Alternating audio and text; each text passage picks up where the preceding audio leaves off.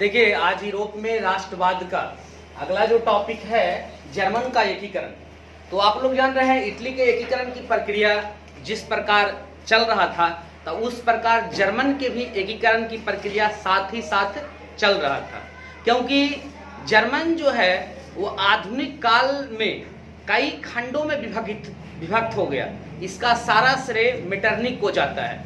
लेकिन अगर पुराने इतिहास को हम पलटें तो मध्यकाल में शार्लमा के नेतृत्व में जर्मन एक संगठित राज्य था, लेकिन आधुनिक युग आते आते कई खंडों में विभक्त हो गया।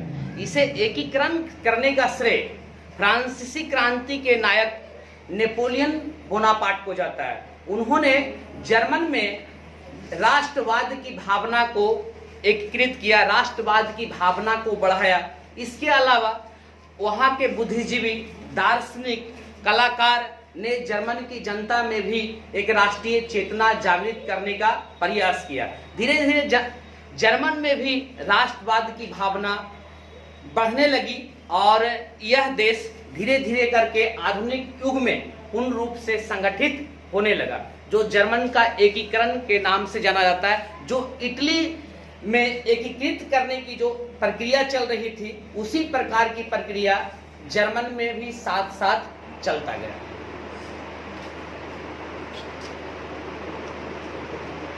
है यूरोप में राष्ट्रवाद का जो अगला टॉपिक जो है 1848 की क्रांति में ने जर्मन राष्ट्रवाद को एक बार पुनः या थोड़ा भड़काया।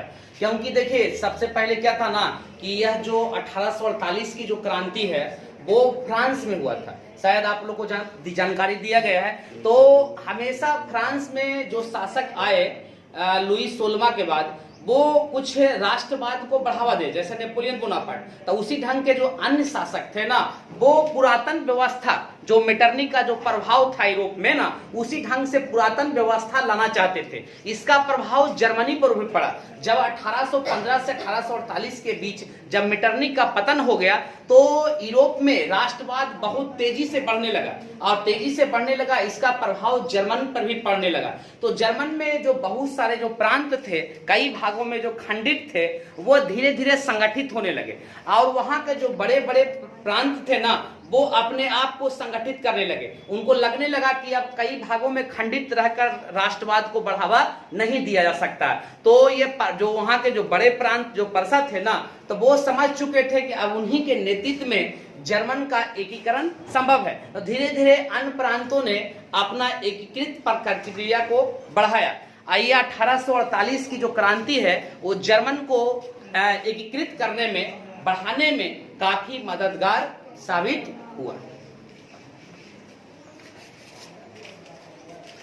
मीटर रुक गया।